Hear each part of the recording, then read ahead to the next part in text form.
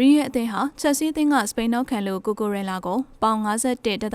တန်းနဲ့ခေါ်ယူဖို့သဘောတူညီမှုရရှိခဲ့ပြီးဖြစ်တယ်လို့သိရပါတယ်။ရီရဲ့အသင်းကကိုကိုရဲလာအတွက်ကနဦးပြောင်းရွှေ့ကြေးပေါင်49.5 တန်းနဲ့အရွန်ကြေးပေါင်4.3 တန်းပေးချေရမှာဖြစ်ကြောင်းဗြိတိန်မီဒီယာတွေကဖော်ပြခဲ့ပါတယ်။28နှစ်အရွယ်ကိုကိုရဲလာဟာချက်စီးအသင်းနဲ့2028ခုနှစ်အထိစာချုပ်ချုပ်ဆိုထားပေမဲ့လာမယ့်ရာသီမှာဥရောပဝင်ခွင့်မရရှိတာကြောင့်လမ်းခွဲဖို့ဆုံးဖြတ်ခဲ့တာဖြစ်တယ်လို့သိရပါတယ်။ချက်စီးအသင်းကကိုကိုရဲလာကို2022နေရာဒီမှာ Brighton အသင်းကနေပေါင်63တန်းနဲ့ခေါ်ယူထားခဲ့တာပါ။ကိုကိုရဲလာကိုဘာစီလိုနာနဲ့အက်တလက်တီကိုရိုကလည်းခေါ်ယူဖို့ချင်းကပ်ခဲ့ကြပေမဲ့ရီရဲ့အသင်းကလက်ဦးမှုရရှိခဲ့တာဖြစ်တယ်လို့သိရပါတယ်။ရီရဲ့အသင်းကကိုကိုရဲလာကို2031ခုနှစ်အထိစာချုပ်ချုပ်ဆိုသွားမှာဖြစ်ကြောင်းလည်းသိရပါတယ်။ရီရဲ့အသင်းကမော်ရီဟိုကိုနီးပြအဖြစ်ခန့်အပ်ထားသလိုကိုနာတီတန်ဖရိုက်စ်ဘာနာဒိုဆေးဘာတို့ကိုလည်းသဘောတူညီမှုရရှိထားပြီးဖြစ်ကြောင်းလည်းသတင်းထွက်နေပါတယ်။